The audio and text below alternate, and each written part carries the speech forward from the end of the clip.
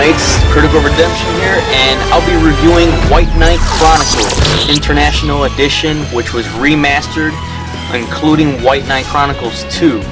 So, with the story, you play it as a boy named Leonard, and your quest is to save a princess, but with that, you also have to gain the powers of an invincible knight, and you basically are like a Power Ranger. You can literally morph into a knight to fight these creatures off throughout this vast world, and that's basically what the story is. It's very simple. You save the princess, you have to save her while fighting these monsters. Kind of reminds me of Zelda, but at the same time, you are hired.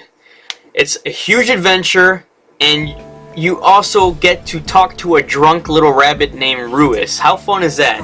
That's where the real fun begins, and it draws you into the adventure that will change Leonard's life forever. And that's what I'm really excited about. I'm not going to say any more about the story, but that's basically what the story consists of, and your quest will keep continuing, and that's the whole story in a little nutshell. Also, in the beginning of the game, you are introduced to a menu where you get to create your own character, your avatar. And with this avatar, don't think you're going to be using him as your main character, because this is a secondary character, because you also play as Leonard throughout the whole game. This is like your second character you can use on your online. But PS3 owners, I'm sorry to say this, that the online is not active anymore. So you will have to use your avatar, which you create in the beginning, throughout your adventure. You could switch between characters, and as you go along your quest, you'll be meeting new people and they'll be joining your party. So that's another fun factor. There's also tons of customization in this game regarding swords, upgrades, armor upgrades, and as you continue your quest, you'll be meeting new friends, new characters. Also, you can customize your knight, and with that, you'll be fighting in real time. This is kind of like a JRPG meets real time. So what I mean by real time is, in the story, you'll see like a monster. That's when the epic music starts, and that's when you're gonna have to battle. So it's not like Zelda, but it is like Zelda. The music is so beautiful, and also the whole story on how saving the princess and what you're supposed to do, and your whole task of becoming that white knight is intriguing, and that's what I like about the story. But I won't say any more because I don't want to spoil it. But like I said, this story, so far from what I've played, is real good, and it will catch you in, and you won't want to turn off your system. So, like I said, you start from like level, I think level 5, and as you battle throughout, you'll be able to level up. But in order to get the knight's power, you have to battle the knight's spirit, and if the knight's spirit is defeated, he will grant you the power to become the White Knight. And that's really fun, because you will need this White Knight in many battles to come. I'm telling you, just from playing this, I'm telling you, you will need it.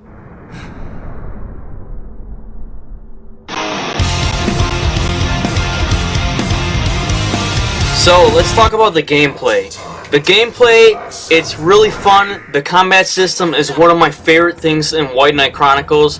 Like some of the new RPG to come out lately, like White Knight Chronicles features a real-time combat system, and that's something I really like in video games, JRPGs mostly, that takes place right in the environment. You're in without going into some screen-shattering fight arena like Pokemon. But over the years, I've slowly embraced this type of combat system, which now I'm used to, though I'm still a sucker for the old school turn-based combat.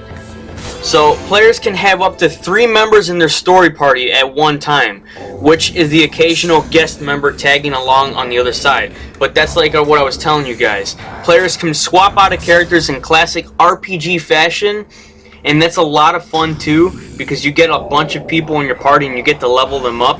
Though I spent most of my time using the first 3 characters that you start, basically your main character and the avatar that you created, Players cannot control any guest members like Kara, but you could heal them and throw potions at them, and they will also heal you, which is a good part of this game. The creatures are fully visible out in the environment, and they will be hard to face and encounter. In order to become the knight, you have to hit and strike the monster several times until your bar goes up, and then once it goes up, you can press the triangle button, hit transform, and see this epic fight go down. The only thing that I'm very limited to is being the knight. You can only do a few swings until he finally kneels down and you become yourself again. To transform into the White Knight, you have to use most of your powerful attacks, and you need to build up a certain level of action chips for AC, which, like I said and stated before, that's how you become the knight. And to execute most of the custom combos, you need to be careful with the X button. You can also create your own combos with the moves that you learn throughout, and some will have heavier damage than others, which is a good thing. And that's what I like mostly about the gameplay. That's all the gameplay in a nutshell, and that's basically everything you do. You just work your way up into making your character more high.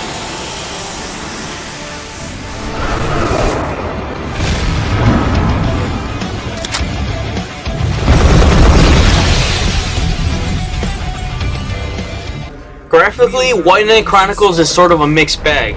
There are times where the game does look unpolished, such as various characters throughout, but there are at times where the graphics are really shine, and this is when the cutscenes come in. White Knight Chronicles features some really gorgeous landscapes, and I mean gorgeous, and cities as well. You'll be traveling from city to city looking at all the beautiful scenery around. White Knight Chronicles features some of the best little shop-ins. The map is beautiful. The mobile city of Greed is without a doubt my favorite city in the game. This beautiful city is mounted on the back of a massive creature called Demotor, or Demon Thor, some crap like that. I can't even pronounce it. Which he carries you on top of his back, and he goes wherever it is. The fact that there is even something like that in White Knight Chronicles is really freaking cool. I'm also a huge fan of the seamless city environments. The ability to interact with a door and not having to wait for what seems like an eternity for a game to load. You know, those times when you're waiting for one of your favorite cutscenes to happen, or you're waiting to enter a building and you gotta wait for this stupid load screen. It's like, oh shit, come on. You know? This, you just walk in and boom, it's like right there. You just open the door and walk right in. I also like the variety on how they open or design work on these huge doors. The door handles just open up and you just go, and it's priceless. I also really like the most of the characters in White Knight Chronicles. All the usual characters types that fall under the RPG genre are present, and each is nicely designed and brought to life. The voice acting is good, but one of the things that did bother me a little was the lip movement during spoken dialogue. There are times when mouse will not even move when you can clearly see the character speaking, and this is a huge letdown. There's also the issue of the words not matching the mouse, but that's not to be expected on a type of game like this. So, I mean, you got a lot of things to nitpick about this game, but also at the very top, the graphics are real well done, especially during the cutscenes. And as you can see in this battle taking place in the beginning of the game, you're basically kicking this monster's ass as the White Knight, and these guys are just looking at you saying, what the hell's going on? How did this guy get this power, and how is he going to finish off this huge beast? And this is when this gameplay comes in, and I'm not going to say any more. You just got to play this game for yourself and find out how much fun you'll have in the first game. Don't listen to the reviews, just keep playing this game and enjoy the hell out of it.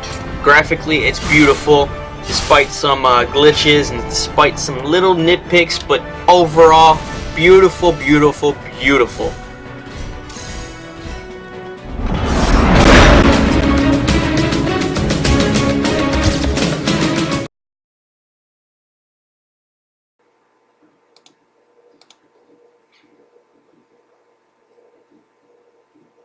White Knight Chronicles can offer players at least over 100 hours of gameplay, if not even more. And if they take the time to do all the side quests, there's tons of side quests, gathering materials, or just exploring the expansive locals. For those seeking a bit more for like side quests, players can also sign into GeoNet, which is an online based system. But like I said, they turned off the online, which sucks. But you know, you could still have fun playing this game, doing your little side quests, meeting a bunch of characters. But be surprised, White Knight Chronicles 2 is going to be a lot better than the first one. But like I said, the good thing about this game is when you're done and beating it and everything, you could save and bring your save file over to the second game. So that's a good part of this game. I definitely had my high hopes going into reviewing this title, but like I must say, I wasn't disappointed. Sure, there's like a usual hiccup such as like localization, but for the most part, White Knight Chronicles is a solid title with some room to grow as far, because I haven't played the second one yet, but I'm enjoying this game so far from everything I've played, and I didn't know about this game until I typed in JRPG and it just came up. I mean, the graphics and voice acting are both very commendable.